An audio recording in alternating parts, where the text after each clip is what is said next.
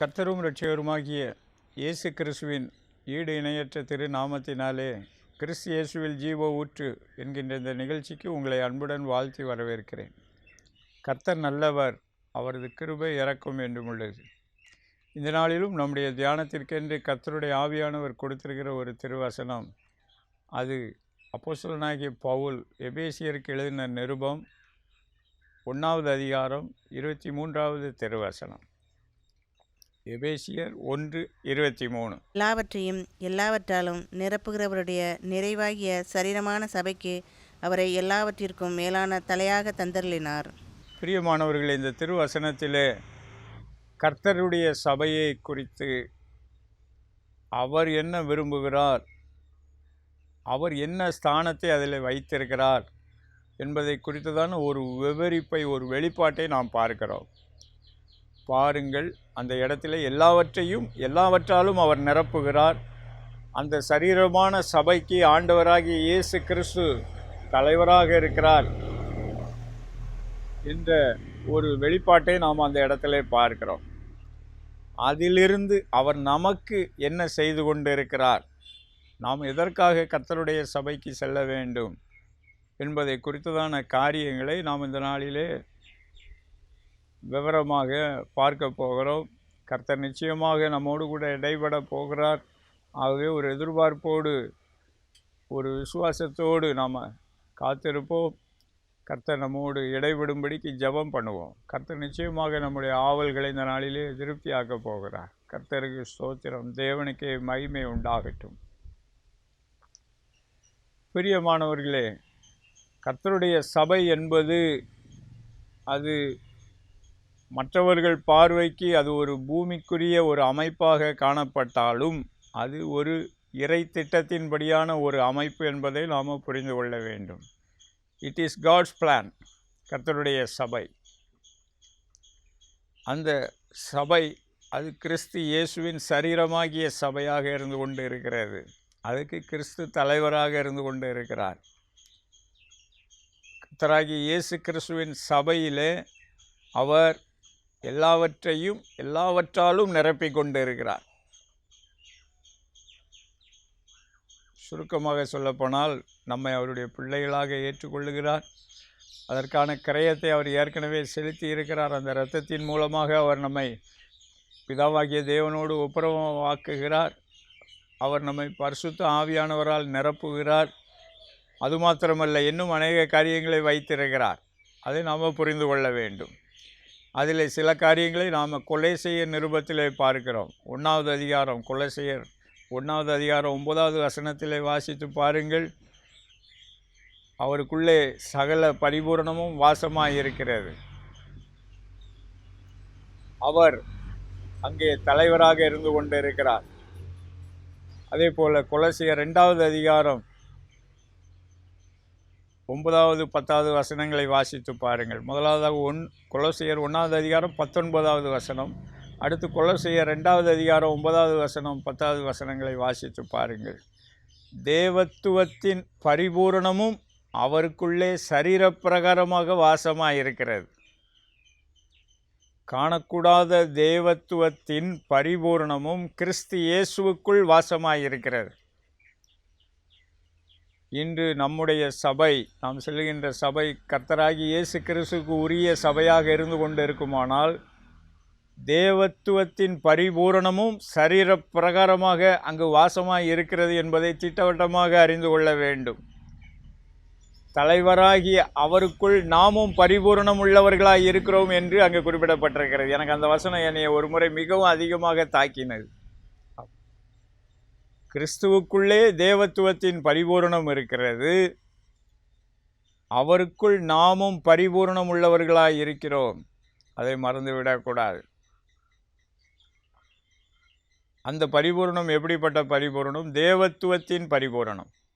அது பூமிக்குரிய வாழ்க்கையாக இருந்தாலும், தேவன் ஆதியிலே எப்படி அதை சிருஷ்டித்தாரோ அவர் விரும்புகிற தேவத்துவத்தின் அந்த பரிபூரணம், பூமிக்குரிய பரிபூரணத்தை அவர் நமக்கு கொடுத்து கொண்டிருக்கிறார். இன்று அவரவர்கள் விருப்பத்தின்படி பூமிக்குரிய பரிபூரணத்தை நாம் தேடிக்கொண்டிருக்கிறோம். பூமிக்குரிய பரிமாணத்தில் பரிபூரணத்தை தேடிக்கொண்டு இருக்கிறோம். அப்படியல்ல பிரியமானவர்களே, தேவத்துவத்தின் பரிமாணம், தேவத்துவத்தின் பரிபூரணம் கிறிஸ்து இயேசுவின் மூலமாக நமக்கு கர்த்தருடைய சபையிலே கொடுக்கப்பட்டு கொண்டு இருக்கிறது. மறந்துவிடக்கூடாது. இன்று சில நேரங்களிலே விசுவாசிகளுடைய ஜெப வாழ்க்கையை பார்க்கும் பொழுது அவருடைய ஜெபம் கர்த்தருக்கு பிரியமாக இருக்கிறதா என்று பார்த்தால் ஸ்தோத்திரம், சில நேரங்களிலே அவர்கள் தங்கள் சுய இச்சைகளை நிறைவேற்ற அவர்கள் விண்ணப்பம் பண்ணுகிறார்கள். யாக்கோபின் நிருபம் அப்படி சொல்லுகிறது. ஆமாம், நீங்கள் உங்கள் சுய இச்சைகளை நிறைவேற்ற வேண்டும் என்று தகாத விதமாய் விண்ணப்பம் பண்ணுகிறதினால் உங்களுக்கு சித்திக்கிறது இல்லை. அதே போல் 2 பேதுரு 3வது அதிகாரத்தில் வாசித்து பாருங்கள். கடைசி காலத்தில் பரியாசக்காரர்களும் சுய இச்சை, ஆமாம், அவர்கள் வந்து விடுவார்கள் என்று குறிப்பிடப்பட்டிருக்கிறது. எனக்கு அன்பான தேவனுடைய ஜனமே, கர்த்தர் நம்மோடு கூட இடைப்படுவாராக. பூமிக்குரிய பரிமாணத்திலே தேவத்துவத்தின் பரிபூரணத்துக்குள்ளே அவர் நம்மை நடத்த வேண்டும் என்று விரும்புகிறார். இன்று குடும்ப வாழ்க்கைகள் கர்த்தரால் ஏற்படுத்தப்பட வேண்டும். தொழில் வாழ்க்கைகள் கர்த்தரால் ஏற்படுத்தப்பட வேண்டும்.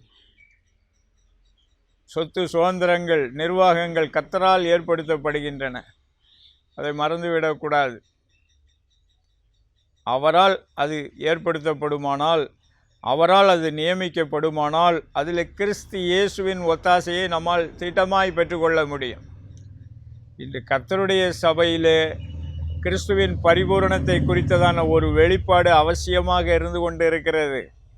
அவர் ஆவிக்குரிய பரிபூரணத்தை மாத்திரம் அவர் நமக்கு கொடுக்கவில்லை, பூமிக்குரிய பரிபூரணத்தையும் அவர் நமக்கு கொடுத்து கொண்டு தான் இருக்கிறார்.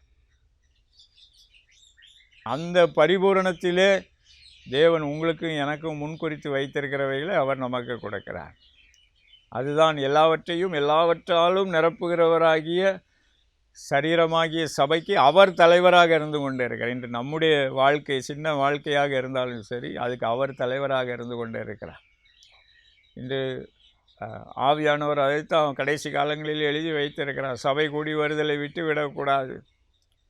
சபையிலே கிறிஸ்து தலைவராக இருந்து கொண்டு இருக்கிறார். ஸ்தோத்திரம். இதில் ஆவிக்குரிய ஆசீர்வாதங்களுக்கு நாம் உரியவர்களாக இருந்து கொண்டு இருக்கிறோம். எபேசிய நிருபத்துக்கு பவுலப்போஸ்தலன் எழுதும்போது குறிப்பிடுகிறார், ஆவிக்குரிய சகல ஆசீர்வாதங்களினாலும் நம்மை அவர் ஆசீர்வதித்திருக்கிறார். இன்று இரட்சிப்பின் கிருபையை கொடுக்கிறார். பரிசுத்த ஆவியானவருடைய நிறைவாகுதலை கொடுக்கிறார். கர்த்தருடைய வசனம் சத்தியம் பிரசங்கிக்கப்படுதலை கொடுக்கிறார். அந்த வசனத்திற்குள்ளே, அந்த உபதேசத்திற்குள்ளே மறுரூபமாகுதலை நமக்கு அவர் கொடுத்திருக்கிறார். ஆனால் நம்ம அதற்குள்ளே போக மனமில்லாமல் அந்நியராக இருந்து கொண்டு இருக்கிறோம். அவருக்கு இடம் கொடுக்காமல் பூமிக்குரிய காரியங்களுக்கு அதிக முக்கியத்துவம் கொடுத்து நம்முடைய சுய இச்சைகளை நிறைவேற்ற வேண்டும் என்று விண்ணப்பம் பண்ணுகிறதுனால் காரியம் வாய்க்கிறதில்லை. எனக்கு அன்பான தேவனுடைய ஜனமே, கர்த்தர் இந்த நாளிலே நம்முடைய கண்களை திறக்கும்படிக்கு அவரிடத்தில் கேளுங்கள். ஆண்டவரே, உம்முடைய மகிமையை நான் பார்க்கட்டும் என்று சொல்லி கேளுங்கள். ஆண்டவர் நம்முடைய கண்களை திறக்கட்டும். பரலோகத்தின் மகிமையும் நமக்கு பார்க்கும்படிக்கு நம்முடைய கண்களை அவர் திறக்கட்டும். பூமிக்குரிய காரியங்களிலும் அவர் எப்படி அந்த பரிபூரணத்தை நமக்கு கொடுத்து கொண்டு இருக்கிறார் என்பதை புரிந்து கொள்ள நமக்கு பிரகாசமான மனக்கண்களை கொடுக்கும்படிக்கு ஆண்டவரிடத்தில் கேளுங்கள். தேவன் விரும்புகிற பூமிக்குரிய பரிபூரணத்தை தான் அவர் நமக்கு கொடுத்திருக்கிறார். அதாவது எபேசிய நிருபத்திலே ஆவிக்குரிய ஆசீர்வாதங்களினால் நம்மை ஆசீர்வதித்திருக்கிறார் என்று அந்த இடத்துல அப்போஸ்தலன் எபேசிய சபைக்கு குறிப்பிடுகிறார். நாமும் அந்த நிலையை தேவ கிருபையினால் பெற்றுக்கொள்ள கர்த்தர் நமக்கு உதவி செய்வார். கொலோசியர் 2வது அதிகாரத்திலே தேவத்துவத்தின் பரிபூரணமும் இந்த பூமியிலே கிறிஸ்து இயேசுவின் மூலமாக வெளிப்படுத்தப்பட்டிருக்கிறது. அவருக்குள் நாம் பரிபூரணம் உள்ளவர்களாய் இருக்கிறோம். ஸ்தோத்திரம். கொலோசியர் சபைக்கு கர்த்தர் அதை கொடுத்திருந்தார். நமக்கும் அதை கொடுக்க அவர் வல்லவராக உண்மையுள்ளவராக இருந்து கொண்டு இருக்கிறார். கர்த்தருக்கு ஸ்தோத்திரம். தேவனுக்கே மகிமை உண்டாகட்டும். இப்பொழுது ஒரு நிமிடம் உங்கள் ஆத்மாவில் நீங்களே கேட்டு பாருங்கள், நம்ம என்ன நிலையில் இருந்து கொண்டு இருக்கிறோம். ஆமாம், கேளுங்க. ஆவிக்குரிய ஆசீர்வாதங்களில் நான் எந்த நிலையில் இருந்து கொண்டு இருக்கிறேன் ஆண்டவரே, கேளுங்கள். பூமிக்குரிய ஆசீர்வாதங்களில் நான் எந்த நிலையில் இருந்து கொண்டு இருக்கிறேன் ஆண்டவரிடத்தில் கேளுங்கள். ஸ்தோத்திரம். இந்த ரெண்டு விஷயத்திலையும் நான் எந்த விஷயத்தில் குறைவுபட்டு கொண்டு இருக்கிறேன், எந்த விஷயத்தில் நான் இருளில் இருந்து கொண்டு இருக்கிறேன், எந்த விஷயத்தில் நான் தவறான காரியங்களிலே சிக்கொண்டு கிடக்கிறேன் என்று சொல்லி ஆண்டவரிடத்தில் கேளுங்கள். ஆண்டவர் அந்தந்த பகுதிகளில் நமக்கு விடுதலையும் மீட்பையும் கொடுக்க அவர் வல்லவர் கொண்டு இருக்கிறார். தேவனுக்கே மகிமை உண்டாகட்டும். எனக்கு அன்பான தேவனுடைய ஜனமே, என்னுடைய வாழ்க்கையில் ஒரு பாரம்பரிய கிறிஸ்தவ குடும்பத்திலே பிறந்திருந்தாலும் ஸ்தோத்திரம், இயேசு கிறிஸ்துக்கு ஒரு சின்ன குறிப்பிட்ட அளவுக்கு தான் இடம் கொடுத்துருந்தேன். ஆமாம், வாரம் தவறாமல் சபைக்கு செல்லக்கூடிய ஒரு கிறிஸ்தவனாகத்தான் நான் இருந்தேன். ஆனாலும் சபைக்குள்ளே மட்டும்தான் கிறிஸ்துவுக்கு இடம். ஆமாம், வெளியே வந்துட்டால் அதுக்கப்புறம் இடமே கிடையாது. ஆமாம், இன்றைக்கி எத்தனை பேர் வீடுகளிலே கர்த்தருக்கு இடம் கொடுத்துருக்குறோம், தொழில்களிலே கர்த்தருக்கு இடம் கொடுத்துருக்குறோம், சொத்து சுதந்திரங்களிலே கர்த்தருக்கு இடம் கொடுத்துருக்குறோம். இந்த சபையில் வெளிப்படுகிற கர்த்தர் உங்கள் வீட்டிலே வெளிப்பட வேண்டும் என்று விரும்புகிறார். பேதுரு தன்னுடைய தொழிலிலே கர்த்தருக்கு இடம் கொடுத்தார். பேதுருவின் படகிலே அந்த தேவன் அற்புதங்களை செய்து அந்த தொழிலை ஆசீர்வதித்தார். ஸ்தோத்திரம். பரிபூரணம், தேவத்துவத்தின் பரிபூரணத்தை கொடுத்தார். இன்று உங்களுடைய தொழில் ஸ்தோத்திரம் எப்படி நடந்து கொண்டு இருக்கிறது ஆண்டவரிடத்தில் கேளுங்கள். ஆமாம், ஊரில் இல்லாத பொய் பித்தலாட்டம் வஞ்சகத்தை செஞ்சுக்கிட்டு கர்த்தரை நீ ஆசீர்வதிச்சிட்டாருன்னு சொல்லி சாட்சி சொல்லிட்டு இருக்கிறீங்களா? கர்த்தர் நீங்கள் மனம் திரும்பணும்னு எதிர்பார்க்குறேன். எனக்கு அன்பான தேவனுடைய ஜனமே, நீங்கள் இன்னும் தேவத்துவத்தின் பரிபூரணத்தை ருசிக்க கூட ஆரம்பிக்கலைன்னு ஆவியானவர் உணர்த்துறார். என்னுடைய இளம் பிராயத்தில் அப்படி தான். என் தகப்பனாருக்கு ஒரு தொழில் இருந்தது, அதில் கர்த்தருக்கு இடம் கொடுக்கல. அதில் சில நல்ல விஷயங்கள் இருந்தாலும் சில விஷயங்கள் கர்த்தருக்கு பிரியமில்லாத தொழிலாக தான் இருந்தது. 1990 ஆண்டில் என்னுடைய தாயார் மரித்து போனார்கள். அப்போ நான் கேட்டேன், தேவன் என்று ஒருவர் இருந்திருந்தால் ஏன் இப்படி நடந்திருக்க வேண்டும் என்று. அடுத்த நிமிடம் ஒரு சத்தம் கேட்டது, அந்த வேதாகமத்தை எடுத்து வாசி என்று. அந்த வேதத்தை எடுத்து தற்செயலாக பிரட்டின பொழுது என் கண்களில் பட்ட முதல் வசனம் நேரடியாக என்னை தாக்கினது. ஏசாயா 50வது அதிகாரம். உங்கள் தாயை அனுப்பிவிட்ட போது அவளுக்கு கொடுத்த தள்ளுதற் சீட்டு எங்கே? எனக்கு கடன் கொடுத்த யாருக்கு உங்களை விற்று போட்டேன்? உங்கள் அக்கிரமங்களை நிமித்தம் தண்டிக்கப்பட்டீர்கள்.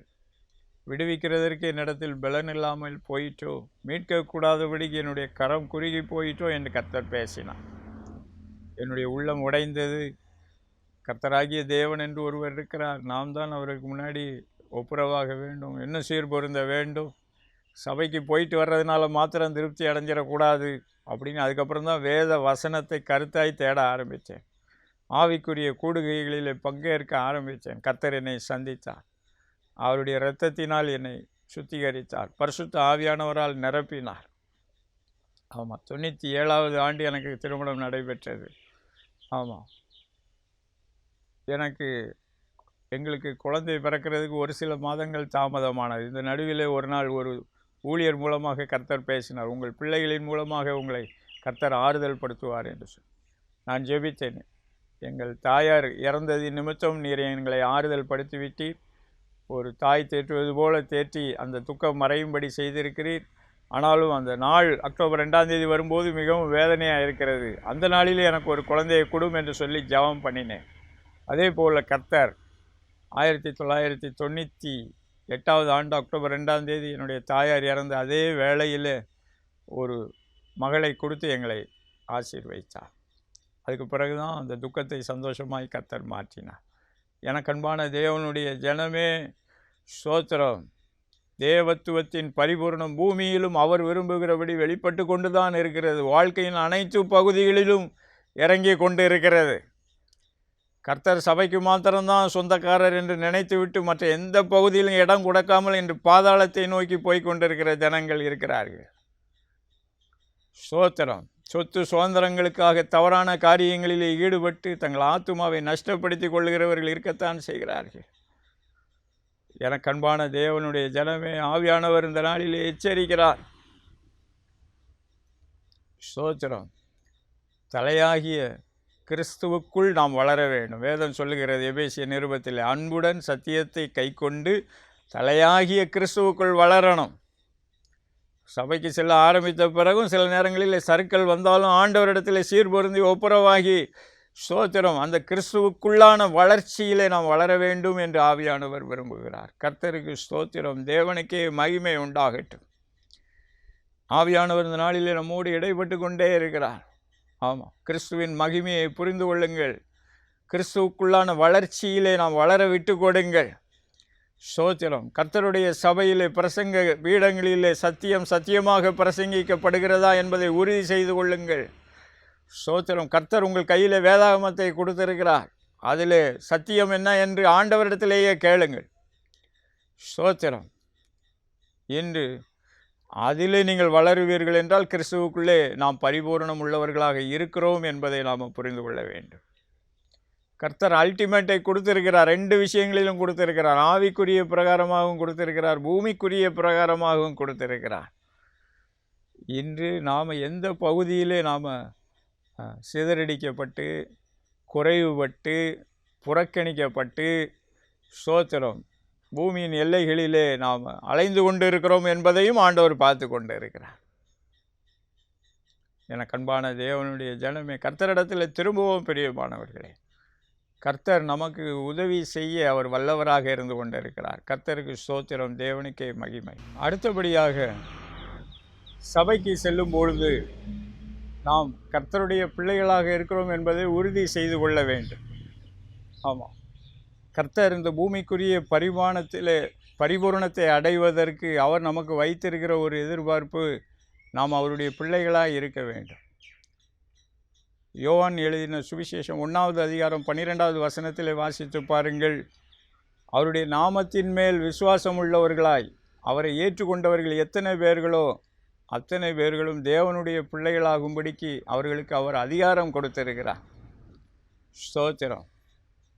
எனக்கன்பான தேவனுடைய ஜனமே, இன்று மறுபிறப்படைதல் என்பது ஒவ்வொரு கிறிஸ்தவனுக்கும் நியமிக்கப்பட்டிருக்கிறது. இந்த பூமியில் உள்ள எல்லாருக்கும் நியமிக்கப்பட்டிருக்கிறது. அதில் கர்த்தருடைய சபைக்குள்ளே வருகிறவர்கள் கட்டாயம் அதை ஃபாலோ பண்ண வேண்டியதாக இருக்கிறது. ஸ்தோத்திரம். அதில் சாக்கு போக்கு சொல்வதற்கு இடமே இல்லை. ஆமாம், சாக்கு போக்கு சொல்வதற்கு இடமே இல்லை. எனக்கு அன்பான தேவனுடைய ஜனமே, ஸ்தோத்திரம். இன்று ஆண்டவரே ஒரு உவமையிலே குறிப்பிட்டார். ஒரு விருந்து சாலைக்கு வரும்போது அங்கே கல்யாண வஸ்திரம் தரிப்பிக்கப்படாத ஒருவன் அங்கே இருக்கிறதை பார்த்து சிநேகிதனே என்று கூப்பிடுகிறார். ஸ்தோத்திரம். பாருங்கள், கர்த்தருடைய அன்பு எவ்வளவு ஆச்சரியமானது. இந்த சபைக்குள்ளே வந்த பிறகும் ரட்சிக்கப்படாமல் இருக்கிறவர்களை பார்த்து சிநேகிதனேன்னு கூப்பிடுறார். அந்த ரட்சிப்பின் வஸ்திரத்தை நாம் பெற்றுக்கொள்ள வேண்டும். அந்த வஸ்திரத்தை காத்து கொள்ள வேண்டும்.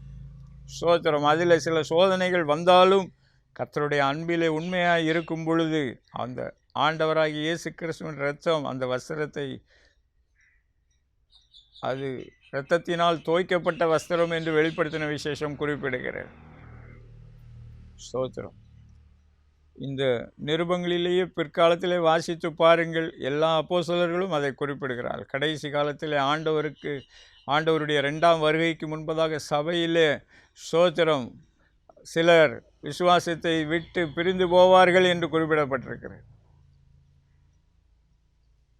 எனக்கு அன்பான தேவனுடைய ஜனமே, நம்முடைய வாழ்க்கையிலே கர்த்தர் அதை பார்க்கிறார்.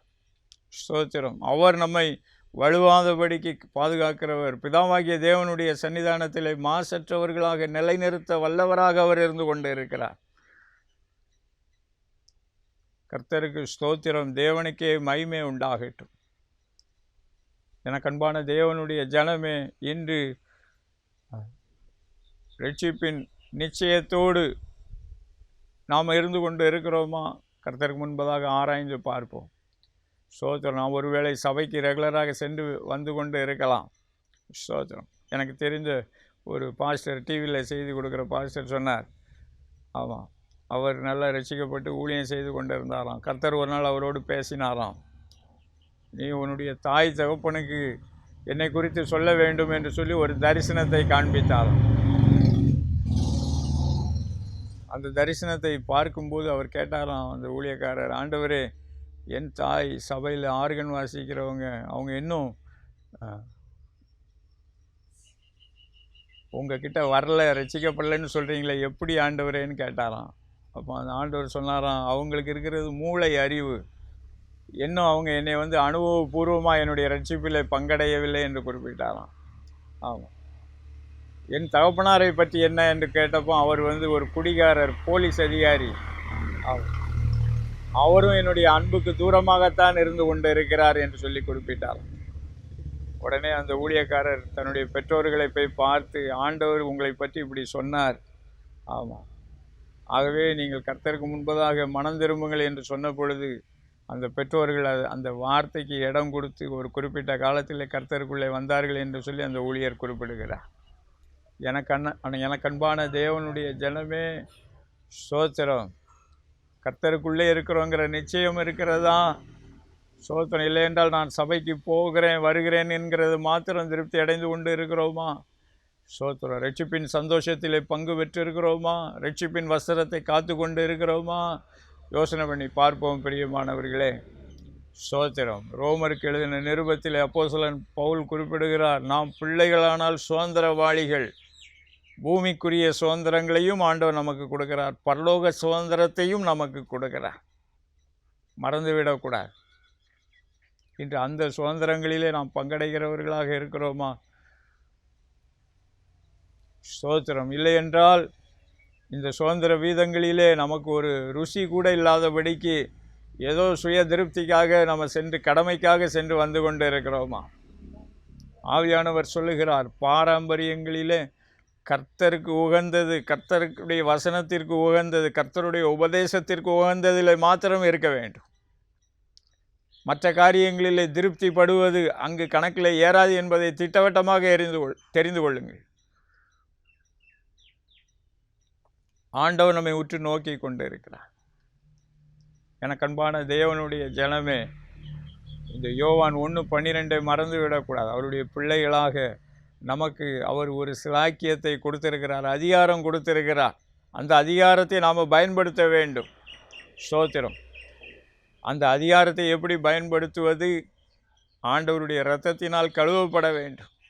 ஸ்தோத்திரம். இந்த பழைய ஏற்பாட்டிலே அங்கே எகிப்தின் அடிமைத்தனத்திலிருந்து கர்த்தர் விடுதலை கொடுக்கிறார். இஸ்ரவேல் ஜனங்கள் அந்த இரவிலே பஸ்கா ஆட்டுக்குட்டியை அடித்து சாப்பிட்டு விட்டு புறப்படுகிறார்கள். அதனுடைய இரத்தத்தை எடுத்து அந்த குடும்ப தலைவன் அதை எடுத்து அந்த இரத்தத்தை தன்னுடைய வீட்டின் வாசல் நிலையின் மீது பூசுகிறான். அந்த இரவு நேரங்களிலே ஸ்தோத்திரம், சங்கார தூதன் அவர்களை கடந்து செல்லுகிறார். இவர்கள் எகிப்தின் அடிமைத்தனத்திலிருந்து அவர்கள் கடந்து ஆசீர்வாத கானானுக்குள்ளே பிரவேசிக்கிறார்கள். கர்த்தருக்கு ஸ்தோத்திரம். தேவனுக்கே மகிமை உண்டாகட்டும். இன்று ஆண்டவராகிய இயேசு கிறிஸ்துவின் இரத்தத்தை குறித்து ஸ்தோத்திரம், மூளை அறிவில் இருந்து மாத்திரம் பிரயோஜனம் கிடையாது. அந்த இரத்தத்தை நாம் வாஞ்சிக்க வேண்டும், உரிமை பாராட்ட வேண்டும். என்னுடைய இருதயத்திற்குள்ளே அந்த இரத்தம் தெளிக்கப்பட வேண்டும். அதுக்கு நம்ம விட்டு கொடுக்க வேண்டும், அர்ப்பணிக்க வேண்டும். நாம் இருக்கிற வீட்டிலே விட்டு கொடுக்க வேண்டும், அர்ப்பணிக்க வேண்டும். ஸ்தோத்திரம். அப்பொழுது கர்த்தர் நம்மை பாதுகாப்பார், போஷிப்பார், பராமரிப்பார். எனக்கு அன்பான தேவனுடைய பிள்ளைகள், இதில் நம்முடைய ஈடுபாடு அவசியமாக இருந்து கொண்டு இருக்கிறது. நம்முடைய ஒத்துழைப்பு அவசியமாக இருந்து கொண்டு இருக்கிறது. கர்த்தர் அதை உற்று நோக்கி கொண்டு இருக்கிறார். கர்த்தருக்கு ஸ்தோத்திரம். தேவனுக்கே மகிமை உண்டாகட்டும். பிரியமானவர்களே, இன்று ஆண்டவராகிய இயேசு கிறிஸ்துவின் மீது இருக்கக்கூடிய அந்த பரிபூரணத்தை நாம் புரிந்து கொள்வதற்கு கர்த்தர் உதவி செய்கிறார். அவருடைய பரிபூரணத்தினால்தான் நாம் கிருபை மேல் கிருபை பெறுகிறோம் என்று இந்த யோவான் சுவிசேஷம் 1வது அதிகாரத்திலே தொடர்ந்து வாசிக்கிறோம். கிறிஸ்து இயேசுவின் மீது இருக்கக்கூடிய அந்த பரிபூரணத்தை நாம் புரிந்து கொள்ளும்படிக்கு கர்த்தர் நமக்கு பிரகாசமான மனக்கண்களை கொடுக்க வேண்டும் என்று சொல்லி கர்த்தரிடத்தில் கேளுங்கள். எபேசியர் நிருபத்திலே அதற்காக பவுல் அப்போஸ்தலன் ஜெபம் பண்ணுகிறார். கிறிஸ்து இயேசுவுக்குள்ளே இருக்கக்கூடிய அந்த மகிமையின் ரகசியத்தை நாம் புரிந்து கொள்ள வேண்டும். பிலிப்பியர் நிருபத்திலே அந்த மகிமையின் ஐஸ்வர்யத்திலிருந்து தான் நாம் நிறைவை பெற்றுக்கொள்கிறோம் என்று குறிப்பிடுகிறார். பிலிப்பியர் 4:19. ஸ்தோத்திரம். இன்று அது மிகவும் அவசியமான ஒரு காரியம். அது மூளை அறிவிலே வருகிற ஒரு காரியம் மாத்திரமல்ல, அல்லது நம் மனிதனுடைய கற்பனைகளின்படியான காரியங்கள் மாத்திரமல்ல, அது பரலோகத்திலே தேவனாகிய கர்த்தர் எவ்வளவு முன்குறித்து வைத்திருக்கிறாரோ அந்த மகிமையின் ரகசியத்தை அறிந்து கொள்ள வேண்டும். ஸ்தோத்திரம். அதை அறிந்து கொள்ள வேண்டுமென்றால் பரிசுத்த ஆவியானவருடைய அபிஷேகம் நமக்கு அவசியமாக இருந்து கொண்டு இருக்கிறது. கொரிந்திய நிருபத்துக்கு பவுல் அப்போஸ்தலன் எழுதும்போது அழகாக எழுதுகிறார். மனுஷனுடைய ஆவி மனுஷனுடைய காரியங்களை ஆராய்ந்து அறிந்து கொள்ளும். பூமிக்குரிய காரியங்கள் எப்படி எப்படி நடக்க வேண்டும் என்பதை அறிந்து கொள்ளும். ஆனால் ஆண்டவராகிய இயேசு கிறிஸ்துவின் மூலமாக பிதா அருளுகிற பரிசுத்த ஆவியானவர் தேவனுடைய ராஜ்யத்தின் காரியங்களை, பரலோக ராஜ்யத்தின் காரியங்களை, தேவனுடைய ஆழங்களை, தேவனுடைய ரகசியங்களை, தேவனுடைய வார்த்தைகளை நமக்கு கற்றுக் கொடுக்கிறார். அந்த வார்த்தைகள் நமக்கு ஆவியாயும் ஜீவனுமாயும் இருக்கிறது. ஸ்தோத்திரம். ஆகவே ஸ்தோத்திரம். இந்த பரிசுத்த ஆவியானவருடைய அபிஷேகத்தினால் இந்த கடைசி காலத்தில் நாம் நிரப்பப்பட வேண்டியது அவசியமாக இருந்து கொண்டு இருக்கிறது. ஸ்தோத்திரம். நாம் ரட்சிக்கப்பட்ட பொழுது கர்த்தருடைய சமூகத்திலே ஒரு குறிப்பிட்ட அளவு நம்ம அதை புரிந்து வைத்திருக்கிறோம். ஆனால் அதற்காக பரிசுத்த ஆவியானவருடைய முழு நிறைவை நாம் வாஞ்சித்து பெற்றுக்கொள்ள ஆண்டவர் நம்ம எதிர்பார்க்கிறார். நாம் அதில் ஸ்தோத்திரம், பாரம்பரியத்தில் இப்படி சொல்லப்பட்டிருக்கிறது என்று சொல்லி வேதத்திற்கு மறுப்பு தெரிவிக்கக்கூடாது. அப்போஸ்தலர் நடவடிக்கைகளில் ஆதி திருச்சபையிலே கர்த்தர் பரிசுத்த ஆவியானவருடைய அபிஷேகத்தை ஊற்றின பொழுது எல்லாரும் அந்நிய பாஷையிலே பேசினார்கள். 10வது அதிகாரத்தில் கொர்நேலிய வீட்டிலே பேதுரு பிரசங்கித்து கொண்டிருந்த பொழுது அங்கேயும் கர்த்தர் பரிசுத்த ஆவியானவரை ஊற்றினார், அந்நிய பாஷையிலே பேசினார்கள். அப்போஸ்தலர் நடவடிக்கைகள் 18வது அதிகாரத்தில் கேட்கிறார், நீங்கள் விசுவாசிகளான போது பரிசுத்த ஆவியை பெற்றீர்களா என்று கேட்கிறார். அவர்கள் இல்லை என்று சொன்ன பொழுது அவர் அவர்களுக்காக ஜெபித்த பொழுது கர்த்தர் அவர்களை பரிசுத்த ஆவியினால் நிரப்பி அவர்கள் தீர்க்க தரிசனம் சொன்னார்கள் என்று எழுதப்பட்டிருக்கிறது. எனக்கு அன்பான தேவனுடைய ஜனமே, இந்த காலத்திலே பரிசுத்த ஆவியானவருடைய அபிஷேகம் ஸ்தோத்திரம் தேவனுடைய பரிபூரணத்திலிருந்து நமக்கு கிருபையாய் கொடுக்கப்படுகிறது, இலவசமாய் கொடுக்கப்படுகிறது. அந்த அபிஷேகத்தை வாஞ்சிக்க வேண்டும். அப்போ தான் தேவனுடைய மகிமையின் ஐஸ்வர்யங்களை நாம் புரிந்து கொள்ள முடியும். அதிலே கர்த்தர் உங்களுக்கும் எனக்கும் இன்னும் நம்மோடு கூட இருக்கிறவர்களுக்கும் நமக்கு கர்த்தர் கொடுத்திருக்கிற ஸ்தாபனங்களுக்கும் உரிய அந்த பொக்கிஷத்தை பெற்றுக்கொள்ள முடியும். பிரியமானவர்களே, சுதந்திரவாளிகளாக மாற முடியும் என்று ஆவியானவர் சொல்லுகிறார். இந்த கர்த்தரிடத்தில் வாஞ்சிப்போமா? ஸ்தோத்திரம். பாருங்கள், ஆண்டவராகிய இயேசு கிறிஸ்துவுக்குள்ளே இந்த பரிபூரணம் எப்படி பட்டது என்பதையும் நாம் அறிந்து கொள்ளுகிறோம். அவர் நம்மை எவ்வளவாய் நேசித்திருக்கிறார்.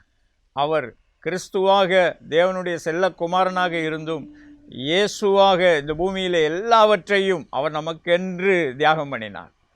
அவருடைய சரீரம், இரத்தம் எல்லாவற்றையும் தன்னுடைய ஆவியை பிதாவினுடைய கையில் ஒப்பு கொடுக்கிறார். ஒன்றையும் அவர் மிச்சம் வைக்கலை.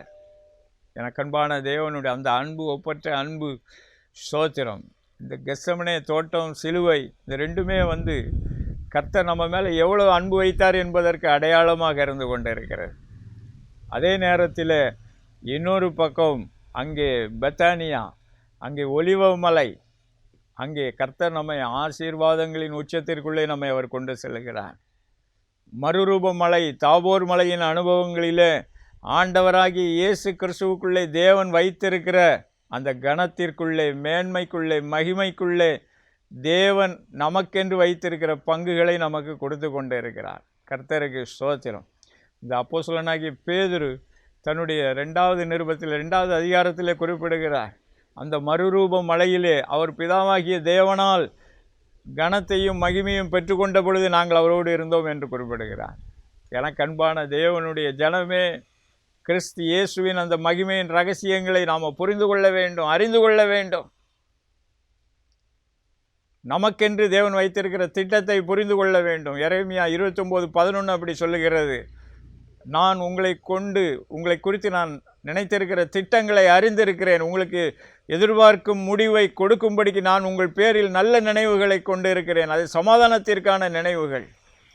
கத்தோலிக்க பொது மொழிபெயர்ப்பு சொல்லுகிறது, அது நல்ல வளமையான செழிப்பான எதிர்காலத்தை கொடுக்கும்படியான நினைவுகள் என்று குறிப்பிடப்பட்டிருக்கிறது. தேவ திட்டத்தை புரிந்து கொள்ள வேண்டும். ராஜ்யத்திற்கு அடுத்தபடியான காரியங்களை, பரலோகத்தின் தேவனுக்கு அடுத்ததான காரியங்களை புரிந்து கொள்ள வேண்டும். அப்பொழுது இந்த கிறிஸ்து இயேசுவின் பரிபூரணத்திற்குள்ளே நாமும் பரிபூரணம் உள்ளவர்களாய் இருக்கிறோம் என்பதை திட்டமாய் அறிந்து கொள்ள முடியும். ஸ்தோத்திரம். அறிந்து கொள்ளுகிறது மாத்திரமல்ல, தொடர்ந்து கர்த்தரிடத்தில் விசுவாசத்தோடு பொறுமையோடு அந்த பரிபூரணத்தை சுதந்திரிக்கிறவர்களாக இருக்க வேண்டும் என்று ஆவியானவர் விரும்புகிறார். நாம் கண்களை மூடி ஜெபிப்போமா? கர்த்தருடைய முகத்தை நோக்கி பார்ப்போமா? ஸ்தோத்திரம். ஆண்டவர் ஸ்தோத்திரம் நமக்காக பரிந்து பேசி கொண்டிருக்கிறார். அவர் நம்ம மேலே வைத்த அந்த அன்பின் ஒப்பற்ற தன்மையை நாம் புரிந்து கொள்வோம். ஸ்தோத்திரம். ரீபாதாரி ஹல் கியானா ஹபாதி ஹத்தியா த. ஆண்டவராகிய தேவரீர், இந்த நாளிலும் ஆண்டவரே, நாங்கள் சபைக்கு செல்லுகிற காரியம் ஒரு உண்மையானதாக ஆவிக்குரியதாக மாறட்டும். நீர் அங்கே தலைவராக இருக்கிறீர். ஆவிக்குரிய ஆசீர்வாதங்களிலும் பூமிக்குரிய ஆசீர்வாதங்களிலும் பரிபூரணத்தை வாக்கு பண்ணியிருக்கிறீர். அதை கொடுக்கிறீர். அதை இந்த நாளிலே உம்முடைய சத்தியத்தை, உம்முடைய வார்த்தைகளை கேட்டுக்கொண்டிருக்கிற ஒருவருக்கும் கொடுத்து ஜீவனுள்ள சாட்சிகளாக நீர் நிலைநிறுத்த வேணுமாய் ஜெபம் பண்ணுகிறோம். ஆண்டவரே, உம்முடைய பரிபூரணத்தை பார்க்கும்படிக்கு பிரகாசமான மனக்கண்களை கொடுப்பீராக. ஆவிக்குரிய பரிபூரணத்தினாலும் நிரப்புவீராக. பூமிக்குரிய பரிபூரணத்தினாலும் அதிசயமாய் அற்புதங்களோடு நிரப்புவீராக என்று சொல்லி ஜெபம் பண்ணுகிறோம். ஸ்தோத்திரம், ஸ்தோத்திரம். ஆண்டவர் ஸ்தோத்திரம் ஒவ்வொருவரையும் தமது ஆவியானவரால் நிரப்பிக் கொண்டு இருக்கிறதாக சொல்லும்படிக்கு உணர்த்துகிறார்.